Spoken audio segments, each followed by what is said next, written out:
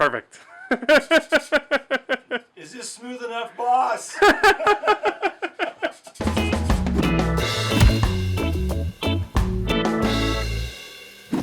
Greetings there, fellow makers. I'm Bill. Welcome down to the shop and welcome to Prop 3D, your look into the world of 3D printing for prop and costume making. Today, I did a lot of sanding. I did a lot of filling and sanding, and then I did some more sanding.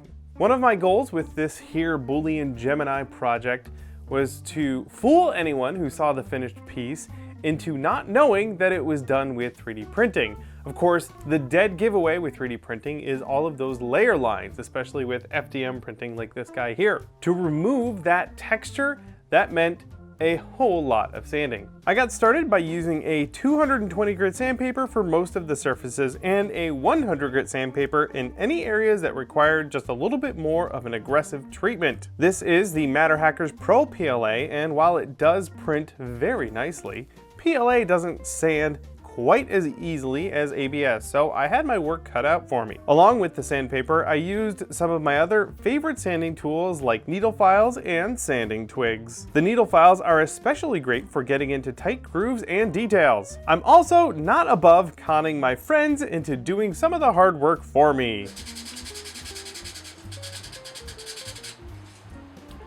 Some of the more tricky spots were filled in with an air drying spot putty before the sanding. This spot putty was left to dry for 30 to 60 minutes before sanding it smooth with more 220 grit sandpaper. As the sanding progressed, I started gluing some of the pieces together.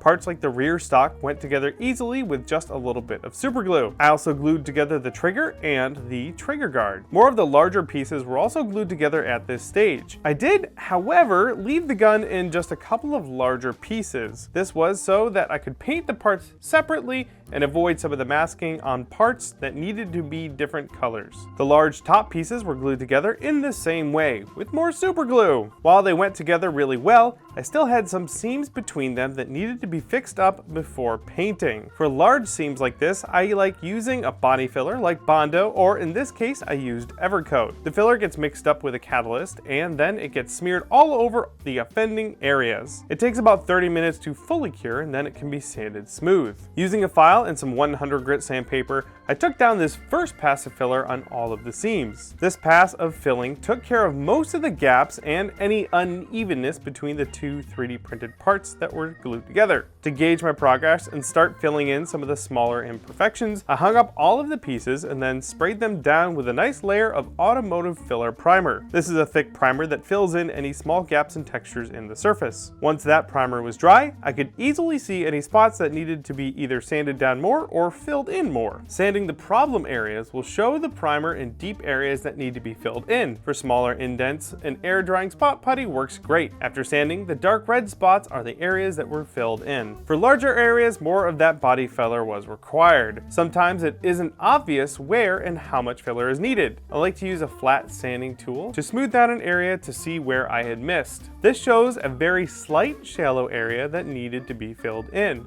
So I mixed up some more body filler and covered beyond that spot, making sure I would have some extra material to work with. Once cured, I used more flat sanding tools like a sanding block to fair out the filled in areas and create a surface that perfectly matched the 3D printed surfaces around it. At that point, I was finally happy with the surface of the gun, for the most part. Some of the parts got a little bit more work and were hit with another layer of filler primer and then sanded again. And then I was happy with the finish on the gun. Everything was buffed up with a sanding sponge to prepare it for priming. For the priming, I used just a normal rattle can of primer, but I made sure to warm it up in a bucket of hot water before spraying. This helps the spray come out in a nice fine mist, which is ideal for this kind of work. I sprayed all of the parts with primer and then I let them dry, which is where I am right now. All of these pieces are primed and ready to go for paint, and I am just itching to bust out my airbrush and get this guy colored up. But that's gonna have to wait until the next video. Speaking of the next video, we only have 2 more, which means this guy is almost done, and I've been having an awful lot of fun doing this project with you guys following along. Thanks so much for checking in on the progress and watching our videos. If you're new to the channel, then please go ahead and subscribe. We've got a bunch more videos that we've done in the past, especially all the videos we did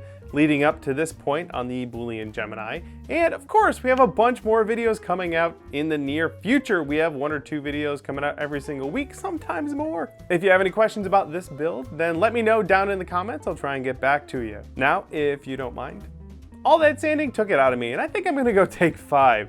Thanks for watching, and we'll see you all in the next video.